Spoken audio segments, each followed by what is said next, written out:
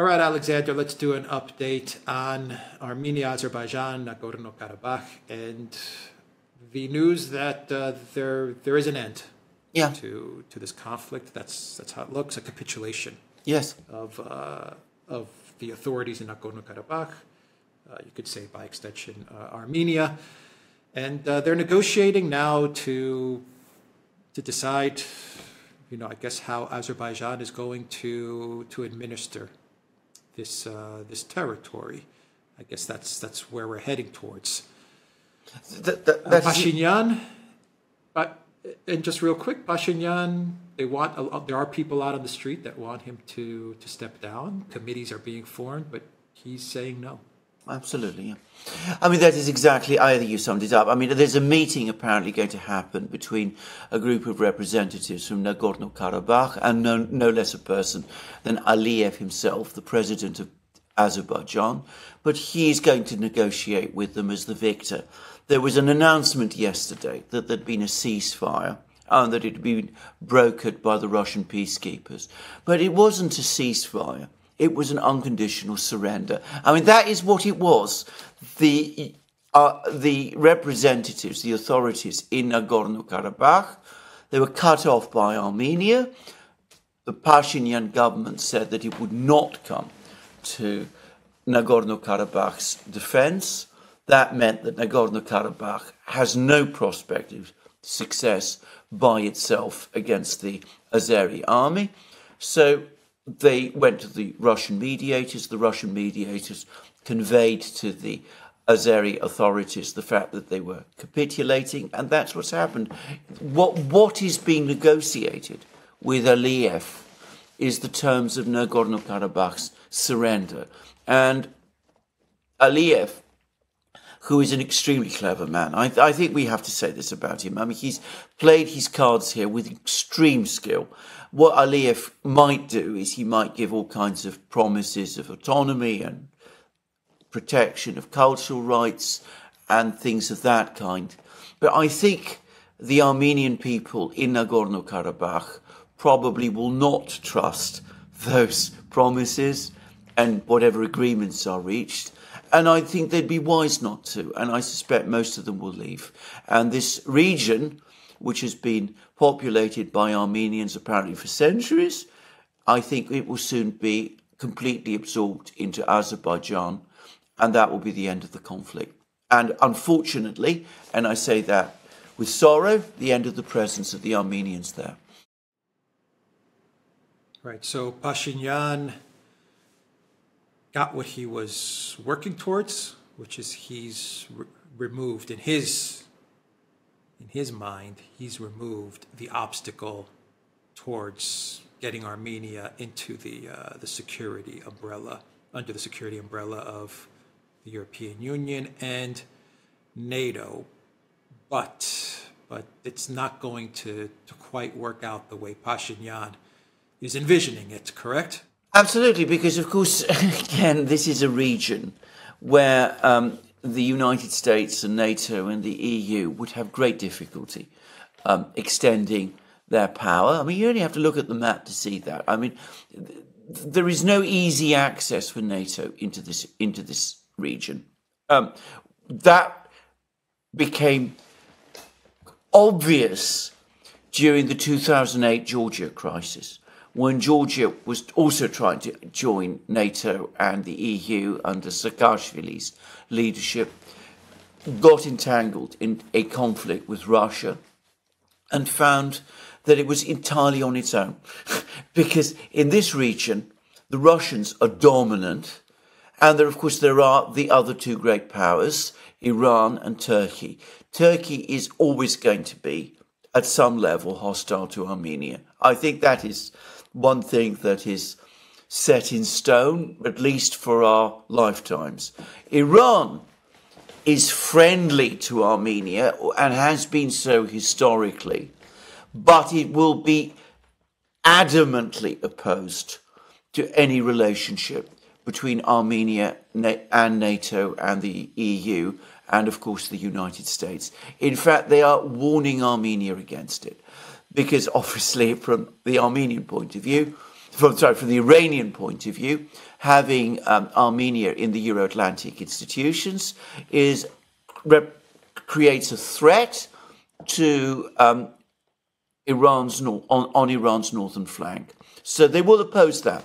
So what Armenia is doing is that it is drifting into isolation in its own region.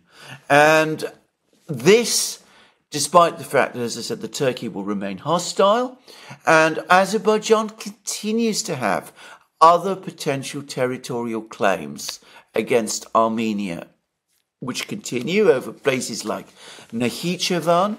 At the moment, Aliyev is showing no interest in pursuing those claims, but you would be unwise in this region to assume that's the case forever.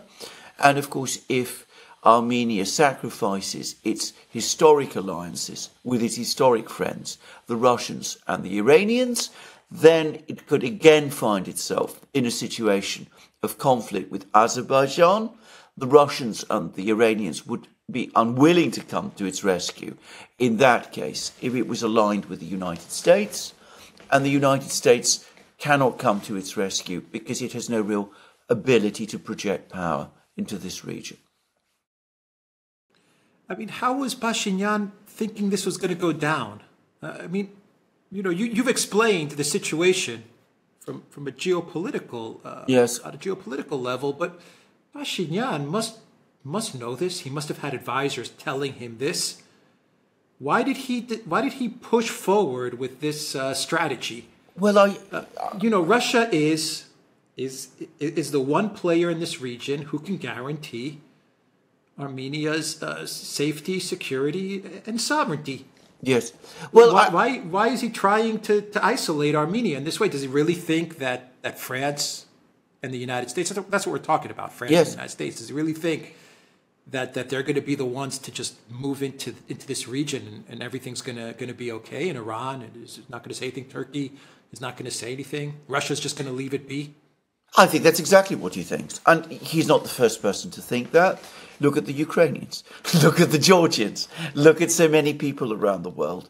They always have this assumption that the Americans and the Europeans are, have almost unlimited power behind them, that they have unlimited wealth behind them, that if the United States wills its presence in a particular region, it can establish itself there, and that once it is there, it will change everything about the region, by the mere fact of its presence.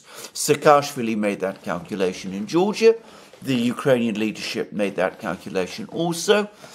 It's a lesson that a certain type of political leader, and importantly, the electoral base upon which these leaders depend, because there's a critical mass of support for this sort of thinking in all of these countries. It's a lesson they never seem able to learn. They are always willing to sacrifice the geopolitical interests of their countries and their geopolitical security of their countries to this ephemeral promise of becoming part of the greater West and Europe and all that. But the power, the spell of this attraction still remains very strong. It's interesting where this attraction is coming from. I don't think that it's people like Saakashvili or Pashinyan or even Zelensky. I don't think they're the ones that are coming up with these ideas. Some very powerful people are feeding them these ideas. I mean, in Pashinyan's case, there are all kinds of photos now floating around about Pashinyan, his connections to Soros and his connections to other NGOs. Yes. Zelensky, we know Zelensky's story. Saakashvili, we know his story and his closeness to McCain. I mean, McCain was pretty much his mentor. Yes. Obviously, there's something there that is connecting these leaders to certain organizations, institutions, politicians, and they're being fed, they're being influenced these ideas. Well, they're yes, they're toxic. They don't realize it though. Well. I mean, I can only speak for what I've heard. I mean, we have the presence of the NGOs, the Western NGOs. Both they're very visible in Georgia. They're very visible in Armenia. They're, of course, constantly, relentlessly promoting these ideas that come from the West. And, of course, they're always packaged very skillfully, about democracy, human rights and all that. And, they can be made to sound very attractive. And that does influence some people. But there's also financial interests. And never forget this. There's money passes. Lots of money circulates around. Some of it, not illicit, but the NGOs themselves spend money, they hire people. Those people are then influenced by the ideas of the NGOs. The NGOs then fund educational institutions. That produces a certain type of person, also with a particular set of ideas. And this gradually snowballs, and it has an effect. And it creates a constituency that, accepts these things.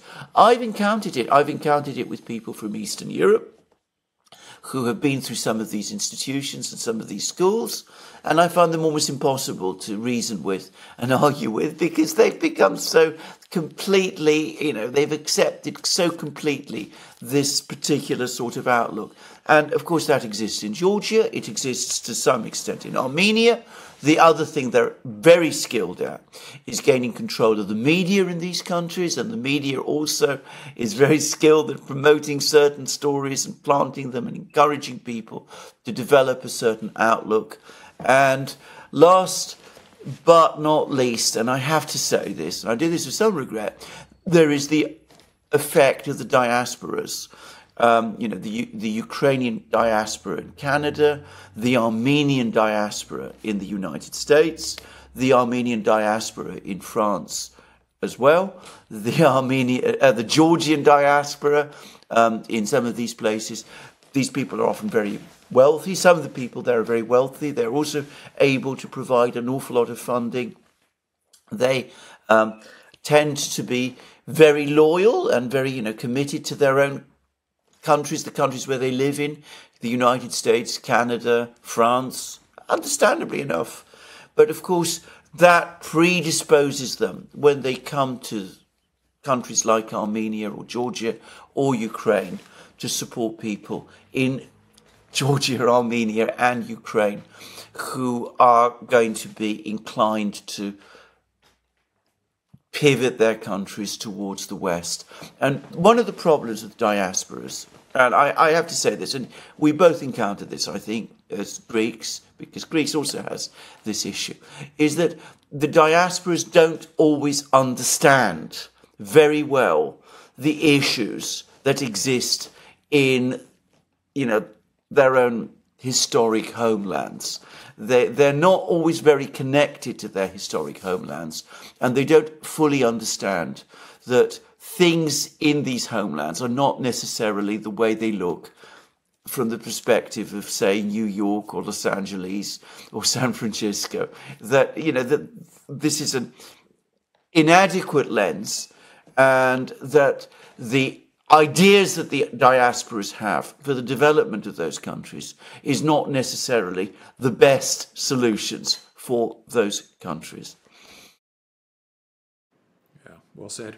All right, theduran.locals.com. We are on Rumble, Odyssey, BitChute, Telegram, Locals, Rockfin, and X. And go to the Duran shop, 10% off. Use the code. Good day. Take care.